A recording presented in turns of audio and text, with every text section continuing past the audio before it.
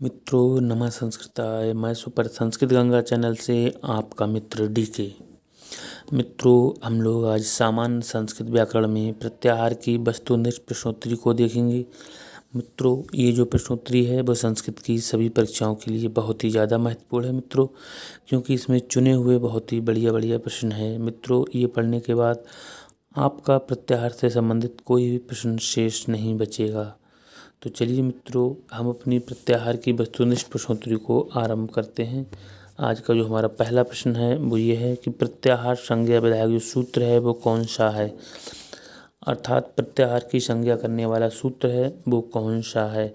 तो मित्रों प्रत्याहार संज्ञा विधायक सूत्र है वो है आपका आदिरंतेन सहेता। क्या है? आदिरंतेन सहेता। जी हाँ, ये प्रत्याहार की संज्ञा करता है। और अगला देखते हैं, ये भी बहुत ही ज़्यादा महत्वपूर्ण प्रश्न है मित्रों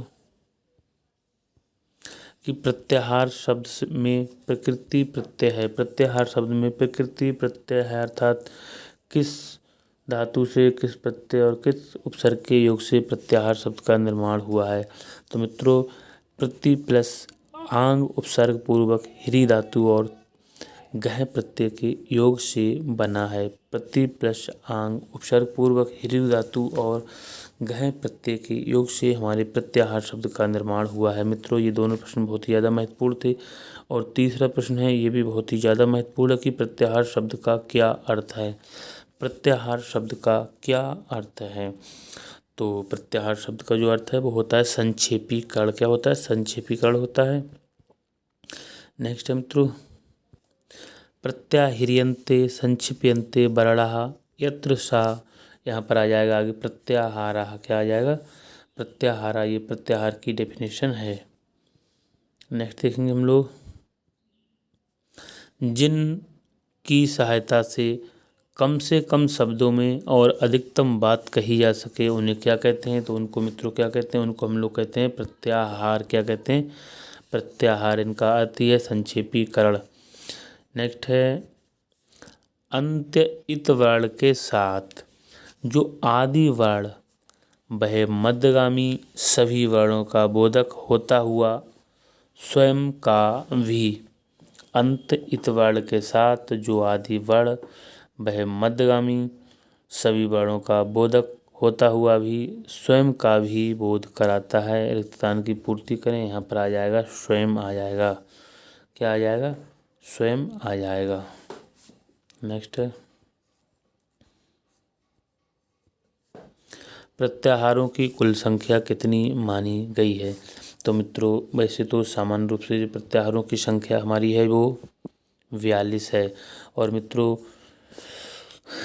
पाणिनीय शिक्षा में, अर्थात जो हमारी संस्कृत व्याकरण प्रवेश का बाबूराम सक्सेना की है, उसमें यदि रा प्रत्यय को भी जोड़ लेंगे और यम प्रत्यय को भी जोड़ लेते हैं तो प्रत्याहारों की संख्या 43 या 44 हो जाती है। लेकिन जो समान रूप से पूछा गया है यहाँ पर प्रत्याहारों की संख्या कुल कितनी मानी गई है? तो 42 ही मानी गई है। आगे है मित्रों, रा और यम प्रत्याहारों को लेकर प्रत्याहारों की संख्या है वो कितनी हो जाती है? तो मित्रों जैसा कि मैंने आपको बताया प्रत्याहारों की संख्या रा और यम को जोड़ने पर, रा और यम को जोड़ने पर 44 हो जाती है। लेकिन टीजीटी में हम लोग 43 लगाएंगे। नेक्स्ट है, अच प्रत्याहारों में कुल वर्णों की संख्या कितनी है? तो अच प्रत्याहार में कुल 9 वर्ण आते हैं। नेक्स्ट है, अच प्रत्याहार बनाने के लिए कितने माहेश्वर सूत्र प्रयोग किए गए हैं? तो टोटल माहेश्वर सूत्रों की संख्या हमारी 14 है और सूत्र संख्या 1 से सूत्र संख्या 4 तक, अर्थात प्रारंभ के 4 में हमारे स्वर वर्ण दिए गए हैं, जबकि 5 से लेकर 14 तक अर्थात 10 में व्यंजन वर्ण दिए गए हैं। यहाँ पर पूछा गया कि अच प्रत्याहार बनाने के लिए कितने माहेश्वर सूत्र प्रयोग किए गए हैं? तो 4 माहेश्वर सूत्र प्रयोग किए गए हैं। नेक्स्ट है,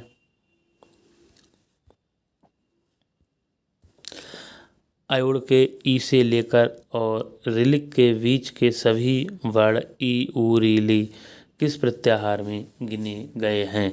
तो मित्रों ये जो वर्ण हैं वो हमारे एक प्रत्याहार में गिने गए हैं। किसमें? एक प्रत्याहार में गिने गए हैं। दूसरा सही है। नेक्स्ट है, हल प्रत्याहारों में कितने वर्णों की प्रगणना होती है? तो हल प्रत्याहार में हम लोग 33 की जो है परिगणना करते हैं। अगला है, हल प्रत्याहार बनाने के लिए कितने महत्वपूर्ण सूत्रों का प्रयोग होता है? तो जैसा कि हम बता भी चुके हैं, हल प्रत्याहार बनाने के लिए कुल 10 सूत्रों का प्रयोग करना पड़ता है। सूत्र संख्या 5 से लेकर सूत्र संख्या 14 तक, 5 से लेकर 14 तक हम लोग जो है 10 प्रत्याहारों का प्रयोग करते हैं। नेक्स्ट है मित्रों, 10 प्रत्याहार नहीं, 10 महत्वपूर्ण सूत्रों का प्रयोग करते हैं हल प्रत्याहार बनाने के लिए। अगला है, हल प्रत्याहार बनाने के लिए किस किस सूत्र का प्रयोग किया जाता है भैया?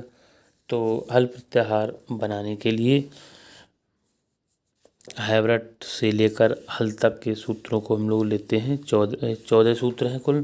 तो हैवरट के हा से लेकर और हल के ला तक लेते हैं व्यंजन वर्णों को बनाने के लिए, व्यंजन या हल प्रत्याहार को बनाने के लिए। हैवरट का हा ले लेंगे और हल का ला ले लेंगे, हा और ला मिलके हल हो जाएगा। पहला ही ऑप्शन सही है। नेक्स्ट है, यहाँ पर झस प्रत्याहार में वर्गों के चौथे वर्ण किन 2 सूत्रों में आते हैं? तो जवै और गाढ़दस, जवै गाढ़दस ये 2 आते हैं झस प्रत्याहार बनाने में। नेक्स्ट है,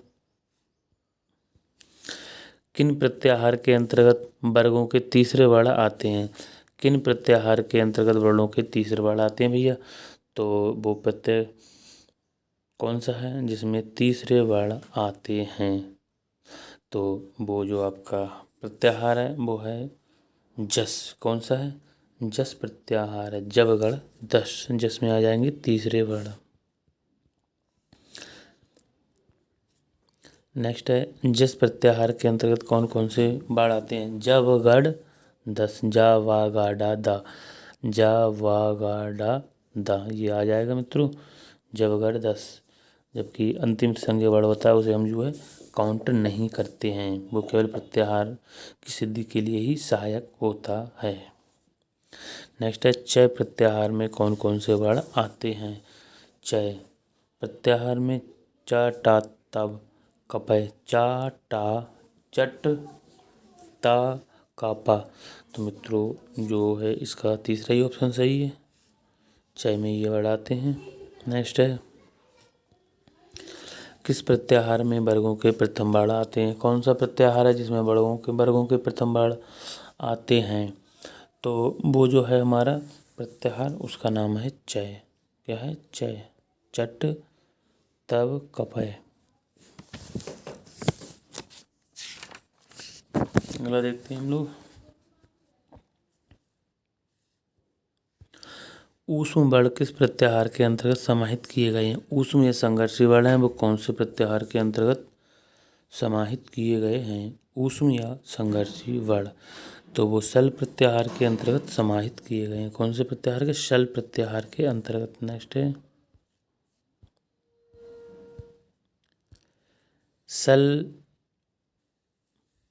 सल प्रत्याहार कितने महत्वपूर्ण सूत्रों से मिलकर बने हैं? सल प्रत्याहार तो शशर और हल अर्थात 2 सूत्रों से मिलकर बने हैं। कौन कौन से? 13 और 13वां है शशर और 14वां है हल। इन 2 से मिलकर शल प्रत्याहार बना है। नेक्स्ट है, सल प्रत्याहार में कितने वर्ण आते हैं? तो सल प्रत्याहार में तीनों शा और हा कुल मिलाकर 4 ही वर्ण आते हैं। 22 का चौथा ऑप्शन सही है, 4 वर्ण आते हैं। नेक्स्ट है, सल प्रत्याहार में कौन कौन से वर्ण आते हैं? तो शशर और तीनों श और र।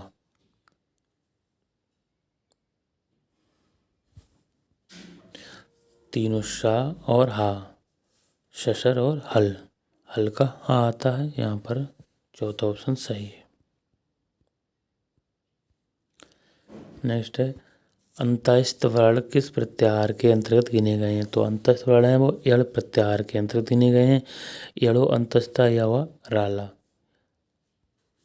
नेक्स्ट है, यावा राला इन वर्णों की गणना किस प्रत्याहार के अंतर्गत होती है? तो यड़ प्रत्याहार के अंतर्गत ही होती है। नेक्स्ट है, यड़ प्रत्याहार कितने महसूर सूत्रों से मिलकर बना है मित्रों? तो हा हैवरट, हा या वारट, हैवरट।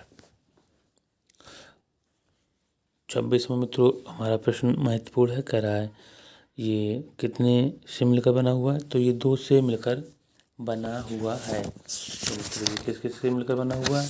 तो ये हैवरट और लड़ से मिलकर बना है। 2 सूत्रों से मिलकर बना है, हैवरट और लड़ से। नेक्स्ट है, हैवरट और लड़ इन 2 महसूर सूत्रों से कौन सा प्रत्याहार बनता है?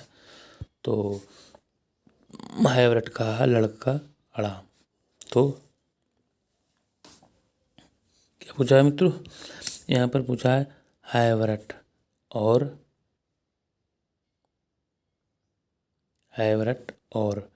लड़ इन 2 महसूर सूत्रों से कौन सा प्रत्याहार बनता है? तो मित्रों इन 2 से बनता है आपका यड़। क्या बनता है? यड़। यहाँ से या ले लेंगे और यहाँ से ला अड़ा ले लेंगे। यड़ से बनता है जिसमें 4 वर्ण आते हैं, अंतस्थ वर्ण।